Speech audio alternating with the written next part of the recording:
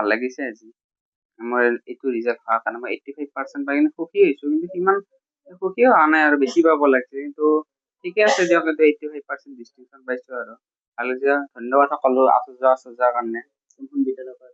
মই শংকৰদেৱ শিশু বিদ্যা নিকেতন ৰামদিয়াৰ পৰা পঢ়িছিলো। দিনত মই দিনটো পাৰিলে পঢ়ো আৰু নহলে এনেই হলে পঢ়া বস্তু চাই থাকো মোবাইলতে।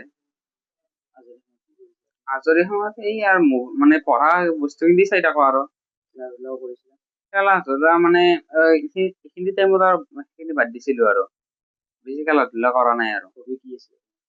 হবি এনেই নৰ্মেল কে থাকো আৰু মোবাইলে চাই থাকো আৰু। ভৱিষ্যতে একদম এই ডক্তৰ হ'ম বুলি ভাবিছো আৰু। মোৰ নাম অৰিন্দম মেধি। মোৰ ঘৰ এই ৰামদিয়া মাজৰকুৰি। মইনো কি কম, লৰাই বহুত কষ্ট কৰাৰ বিনিময়ত তাৰ এইখিনি হৈছে।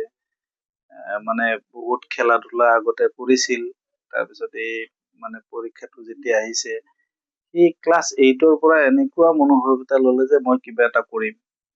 এইবাৰ পৰীক্ষাটো চবে জানে, গোটেইখিনি বহুত কষ্টৰ বিনিময়ত সি মানে এইখিনি পাইছে। এইখিনিয়ে মই বহুত সুখী।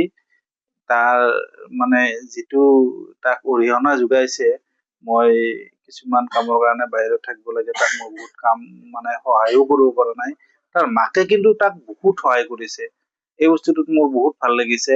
আৰু সি চবতকৈ বেছি মাককে চববিলাক কয় যে মোক অমুক লাগে, বা মই পঢ়া শুনাত এইটো বস্তু লাগে, মই এনেকুৱা তাক অনলাইন ক্লাছ কৰিবৰ কাৰণে সি এটা চেষ্টা কৰি থাকে।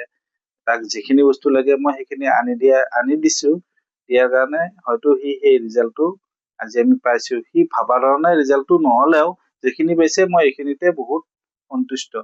তাৰ মনোভাৱ সি চিকিৎসা বিজ্ঞানত মানে মনোনিৱেশ কৰাৰ কথা কৈছে। তাক মই সি যিটো কৈছে মই তাক যিমানখিনি আগবঢ়াই নিব পাৰো মই ইমানখিনি আগবঢ়াই নিম। মই তাক কৈছো মই এটা কথাই কৈ থাকো যে পঢ়াটোৱেই মেইন। তহঁতৰ এতিয়া কোনো কাৰণত কোনো ধৰণৰ কোনো চিন্তা মাথাত সোমাব নালাগে, পঢ়াটোৱেই মেইন। পঢ়াটো যেনেকুৱা সুবিধা লাগে সেইখিনি মই যেনেকে নহওক মই কৰি দিম।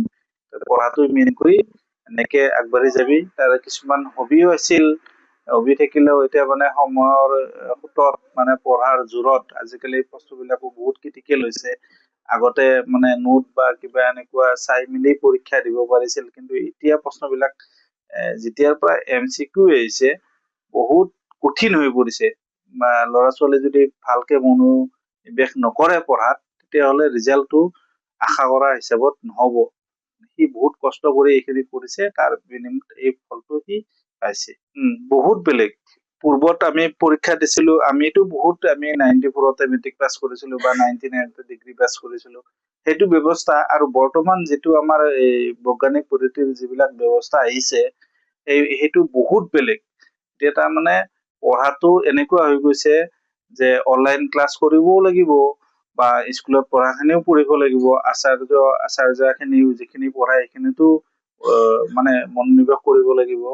প্লাছ এই নেটত বা আজিকালি অনলাইন ক্লাছত যিবিলাক আহে সেইবিলাকো চাব লাগিব।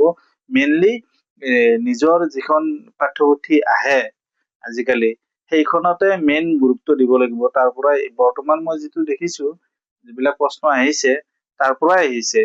কিতাপখনত যিমানবোৰ বস্তু আছে তাৰ পৰাই, সেইখন যদি ভালকে পঢ়ে তেতিয়াহ'লে ল'ৰা ছোৱালী সদায় আগবাঢ়ি যাব। মোৰ নাম মিলন মেধি, ঘৰ ৰামদিয়া।